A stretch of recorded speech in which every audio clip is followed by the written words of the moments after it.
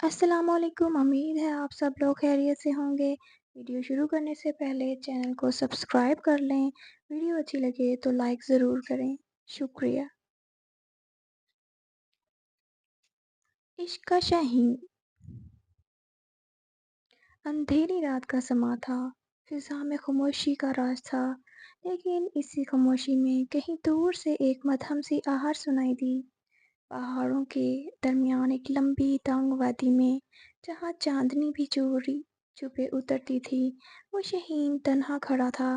وہ عشق کا شاہین تھا، ایک ایسا پرندہ جو نہ صرف آسمانوں کو چیر کر پرواز کرتا تھا بلکہ دل کی وسعتوں میں بھی اڑان بھرتا تھا۔ شاہین کا اصل نام ارسلان تھا۔ اس کا دل آسمان کی مانند وسیع اور روح ہوا کی طرح آزاد تھی۔ وہ محبت میں یقین رکھتا تھا، مگر وہ محبت جس میں وفا کا رنگ ہو، وہ محبت جس میں خودداری ہو، وہ محبت جس میں وہ قربانی ہو۔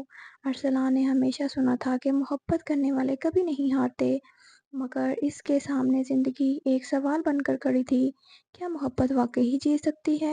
ارسلان کی زندگی کا پہلا موڑ اس وقت آیا جب وہ ایک پہاڑی گاؤں میں آیا۔ وہ وہاں اپنی ماں کی دعا پر آیا تھا، جسے وہ ہمیشہ دل کی گہرائیوں سے مانتا تھا۔ پہاڑوں کی خاموشی اس کے دل کو سکون ملا کرتا تھا، لیکن اس دن کی بات تھی۔ گاؤں کے دریا کے کنارے جب وہ پانی کے قریب گیا تو اس نے ایک نظر لڑکی پر پڑی۔ وہ اپنے ہاتھوں سے پانی بھرتی تھی اور ہلکی سی مسکراہٹ اس کے لبوں پر کھل رہی تھی۔ وہ لڑکی بالکل کسی خواب کی مانند تھی۔ اس کی آنکھوں میں ایک عجیب سی کشش تھی، جس نے ارسلان کو پہلی نظر میں ہی بے بس کر دیا تھا۔ کون ہو تم؟ ارسلان کے دل نے پہلی بار دھڑکتے ہوئے سوال کیا۔ لڑکی نے نظر اٹھا کر ارسلان کی جانب دیکھا۔ میرا نام زینب ہے، اس نے کہا اور ہلکا سا مسکرائی۔ زینب ایک سادہ مگر دلکش لڑکی تھی۔ اس کی باتوں میں سادگی اور آنکھوں میں ایک انوکھا دیپ تھا۔ ارسلان کو ہر ملاقات میں محسوس ہوتا کہ زینب عام لڑکیوں سے کچھ الگ ہے۔ وہ دنیا کی چکا چوند سے دور تھی، محبت کی گہرائیوں میں زندہ تھی۔ وقت گزرتا گیا اور ارسلان زینب کی ملاقاتیں معمول بن گئی تھیں۔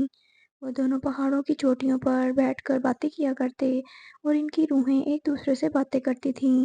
محبت کا رشتہ دونوں کے دلوں میں پلنے لگا، مگر کسی نے بھی ابھی تک زبان پر نہیں لایا تھا۔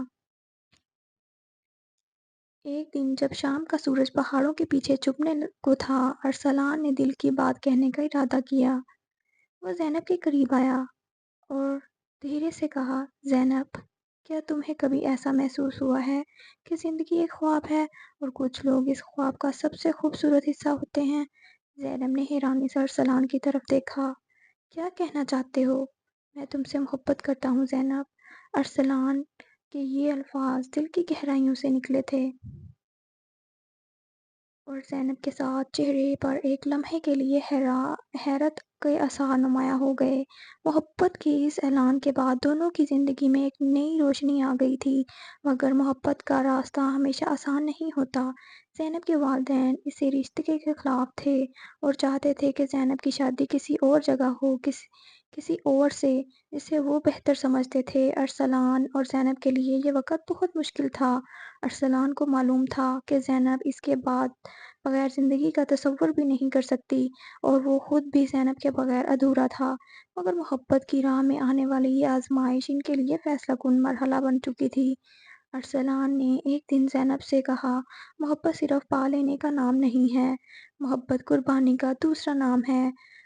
اگر تمہارے والدین کی خوشی اسی میں ہے کہ تم کسی اور سے شادی کرو تو میں تمہیں آزاد کرتا ہوں۔ زینب کی آنکھوں میں آنسو تھے، مگر وہ جانتی تھی کہ ارسلان صحیح کہہ رہا ہے۔ دونوں نے دل پر پتھر رکھ کر ایک دوسرے سے جدا ہونے کا فیصلہ کیا۔ سالوں بعد ارسلان نے اپنے دل کو عشق کا شاہین بنایا۔ وہ جانتا تھا کہ محبت صرف ظاہری کامیابی کا نام نہیں بلکہ دل کی گہرائیوں میں جینے کا نام ہے۔ وہ محبت میں ہار کر بھی جیت چکا تھا، کیونکہ اس کی محبت وفا کی اعلیٰ مثال تھی۔ ارسلان کے لیے زندگی ایک طویل سفر بن چکی تھی۔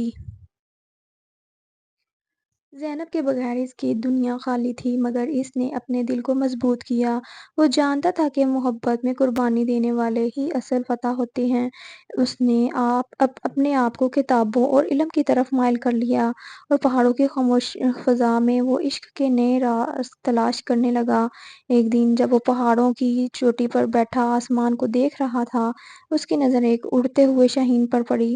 وہ شاہین آزاد تھا، اپنی پرواز میں مگن تھا، اور ارسلان کو یوں محسوس ہوا جیسے وہ شاہین خود اس کا آئینہ ہو۔ شاہین کبھی قید نہیں رہتا، ارسلان نے خود سے کہا۔ عشق بھی ایک شاہین ہے جو آزاد ہوتا ہے، اپنے راستے خود تلاش کرتا ہے۔ یہی وہ لمحہ تھا جب ارسلان نے اپنی زندگی کا نیا مقصد سمجھا۔ اس نے فیصلہ کیا کہ وہ اپنی محبت کو اپنے دل میں زندہ رکھے گا اور دنیا کو بتائے گا کہ سچی محبت وہ ہے جو خودی کے ساتھ جیتی جائے، جو آزاد ہو، اور جو صرف پانے کی خواہش میں نہ ہو بلکہ دینے کا نام ہو۔ ارسلان نے پہاڑوں سے واپسی کے بعد شہر کی طرف رخ کیا۔ اس نے اپنے تجربات اور محبت کے فلسفے کو الفاظ کی شکل دینے کا ارادہ کیا۔ اس نے کتابیں لکھنی شروع کیں جس میں اس نے عشق کی وہ حقیقت بیان کی اس نے اپنی زندگی سے سیکھی تھی۔